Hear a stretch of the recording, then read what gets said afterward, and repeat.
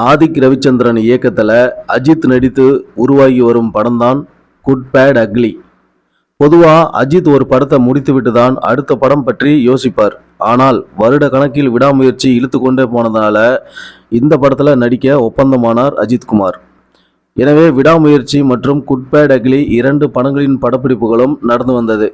காலை முதல் மாலை வரை விடாமுயற்சியில் நடித்துவிட்டு 7 மணிக்கு மேல் குட் பேட் அக்லி படத்துலையும் நடித்தார் அஜித். அதுக்கு காரணம் குட் பேட் அக்லி படத்தில் நிறைய இரவு காட்சிகள் இடம்பெற்றிருக்குதாம். இந்த படத்தை இயக்கிட்டு வரவர் யாருன்னு பார்த்தீங்கன்னா ஆதிக் ரவிச்சந்திரன். இவர் த்ரிஷா இல்லனா நயன்தாரா படம் மூலம் தமிழ் சினிமாவில் என்ட்ரி ஆனார். அதுக்கப்புறம் சில படங்களை இயக்கினார். ஆனால் அந்த படங்கள் தேரலை. ஆனால் விஷால் மற்றும் எஸ். சூர்யாவை வைத்து ஆதிக் ரவிச்சந்திரன் இயக்கிய மார்க் ஆண்டனி படம் வசூலில் சக்கை போட்டது. இந்த படத்தின் வெற்றி தான் அவரின் இயக்கத்தில் அஜித் நடிக்க காரணமாக அமைந்தது.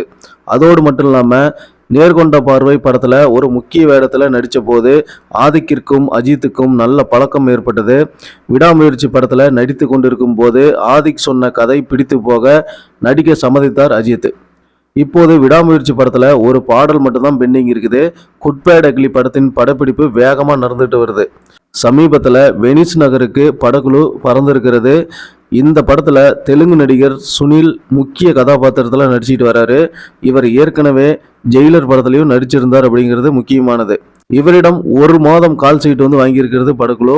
படம் முழுக்க அஜித்தை பில்டப் செய்து பேசும் கதாபாத்திரம் இவருக்கு. இவர் வசனம் பேசும் காட்சிகளில் அஜித் ரசிகர்கள் விசிலடித்து என்ஜாய் செய்வார்கள் அப்படின்னு சொல்லப்படுது.